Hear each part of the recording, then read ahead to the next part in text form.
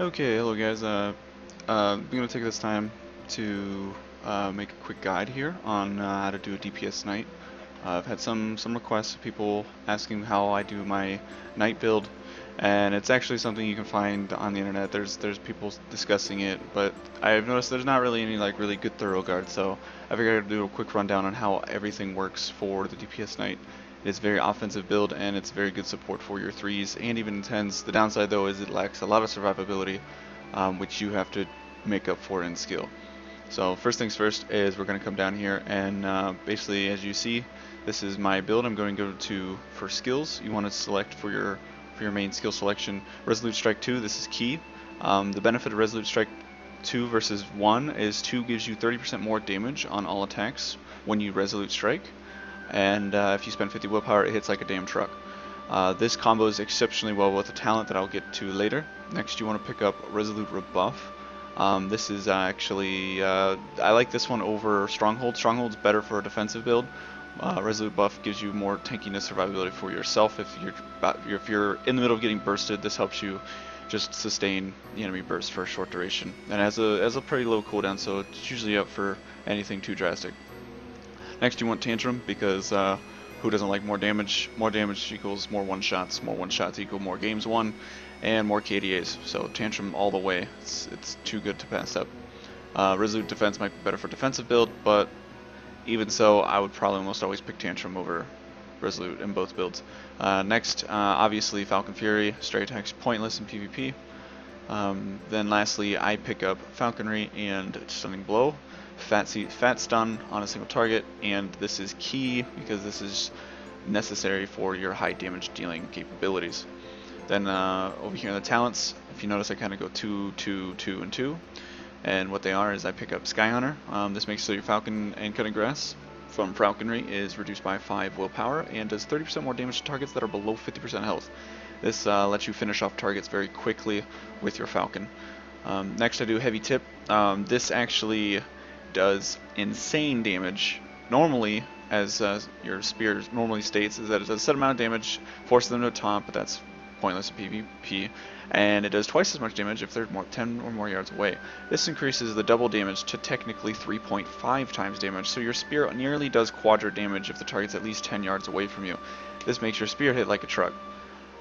Next is Falconer. This is part of the reason why we pick up Falconry, is so that we have access to Cutting Grass, and Cutting Grass lets our next 2 Falcon attacks do 75% more damage to whatever target we're targeting. So it's really strong, and the cool thing about these is the 2 stacks are permanent. They don't have a duration, so you kind of abuse that in PvP. Next is Suppression. This makes our Stunning Blow stun for an additional 1.5 seconds and do 50% more damage. This is huge for adding 1.5 to a 3.5, so it's a 5 whole second stun on a 20-second cooldown. That's very strong. It's really good to just burst on someone. Next, I pick up Daring Youth. This is personal flavor. This helps 2 reasons. This gives me a little bit more tankiness because you don't actually have to use the dash aspect of this. You can just raw right-click your battering ram. You don't even have to hold it in, and it will just give you 2 free charges of dash if you're below 2. So I usually use this for just 2 extra dashes to get more shielding, fun, evasive maneuvers. But that's just me to help pick up some more tankiness. There's some other options you have, but I'll go into that later. Next is Willbreaker. Willbreaker gives your Resolute Strike an additional 45% more damage taken by your attacks and 30% from other sources. This makes your Resolute this makes you do 75% more damage to the target, which is huge. And on top of that, your allies do 30% more as well. So it lets you focus someone down really hard, really fast, and it doesn't show no mercy. Unshakable, this is in my opinion the best talent in the goddamn game talent. And the reason why is this allows you to get every opener. You can almost get every opener on every fight no matter what, because you're just immune to CC for the first 30% of your health, which allows you to get your stun, get your damage, you can almost always trade 1 life before you're 70% below because of how effective this is. Then you have Stab Wounds. This is actually, a lot of people underestimate this. This is actually equivalent, in my opinion, to how broken Blood Harvest is, because the damage this does is not nearly as powerful as Blood Harvest because, as you can see, it only does like a very little damage. But the cool thing is the effect renews if the enemy moves. So as long as the enemy is constantly moving, this effect is constantly refreshing, and it never stops. And so there's a lot of people that you can just mind game and just play Ring Around the Rosie and they just kill themselves. I'll get to why this is more effective later. But this makes it so when you Resolute Strike, you always apply this, which is great. It's amazing. But this is a high damage dealing ability, and this gives you a lot of more kiting potential. And but yeah, we'll get into that later. Next, you have your barrier stance, and you will very rarely go into barrier mode because you want to be resoluting striking when you can. But if you're on the defensive and they're hardcore focusing you, it is a good idea to go barrier. Even without barrier 2, it's still 25% damage reduction, and with your evasive maneuvers, this does make you rather tanky when you need to be. You just have to know the timings of when you want to be tanky and when you don't be. Okay, that being said, now we're going to go over to the symbols here. Now this is, I have 9 symbols because I have 3 classes unlocked, as you can see. Not all of these are necessary. The only things that are necessary for this build to be as effective as you want to be is impact. Impact is the #1 thing you will always want, no matter what, because this does not diminish with other stuns, so you can time it with your personal stun, and you can theoretically lock someone down for up to 8 seconds. It's extremely strong. This is the #1 thing you want to pick up.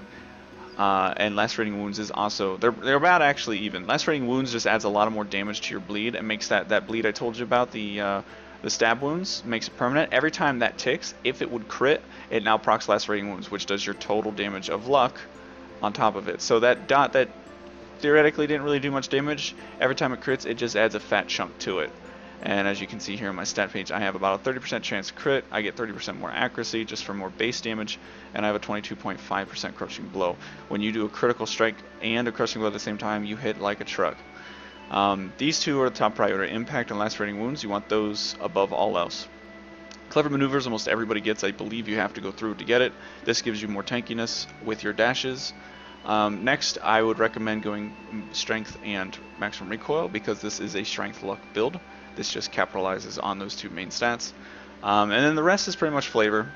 I got the 3 class ones just because I didn't really think there was any better options. This is the crowd. This just helps you. It makes it harder for people to kite you. Soul Initiative. This is actually a lot stronger than I thought it would be because a lot of your burst damage comes out when the target is stunned, and since they're stunned, you do 20% more damage during your burst, which is just capitalizes on your damage. So this actually worked out a lot more.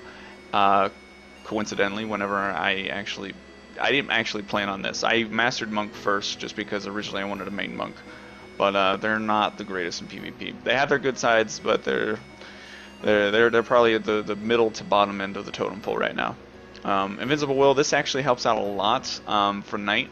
This just gives you 15% CC reduction and 30% when you're below half health, and this helps you get away. There's some little tricks and stuff that you can apply with your Resolute rebuff because of it, such as if you're below 50% health and a Slayer tries to ult you, you will bust out of his ult right before the last hit comes off, and because of that, you can, as soon as you land, you can pop Resolute, you'll soak his explosion hit, and then you let it go and just hit him back with his own shit. And it's actually really strong. It counters their ulti almost every time because they usually only use it when you're below 50.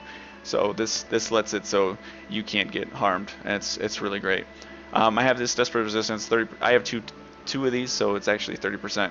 Makes slows 30% less effective. So a 75% slow is actually like 52% slow. It's not the most amazing, but it's just something I conveniently had, so I was just trying it out, and it's not bad. It ties well with this, so.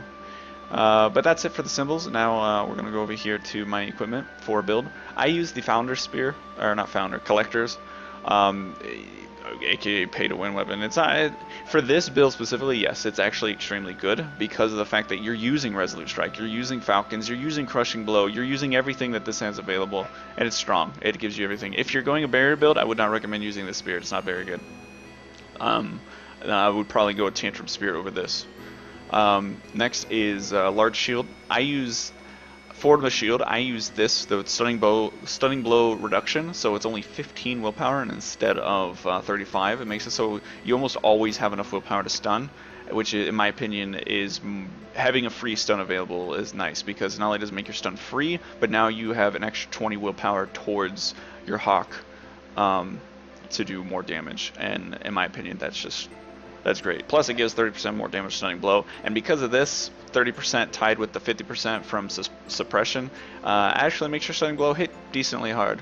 It's not close to your hardest hitting ability, but it makes it so it's a decent chunk. Then for amulets, you only want Resolute and Falcon attacks, because those are the main 2 damage sources you're doing. That's mainly what you want to focus on.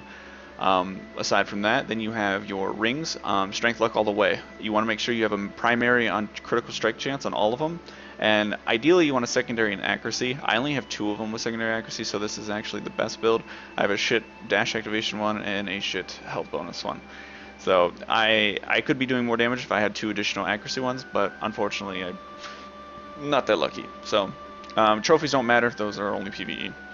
And then that is pretty much covers it for the build itself. For those, a quick run here, for those who don't know where those symbols are, when you come out of the gate, this is where you get evasive maneuvers, and then you want to probably swing down here, swing out lacerating wounds, and then up above here by the kinetic, east of kinetic, is impact, and those are your 2 top priority ones.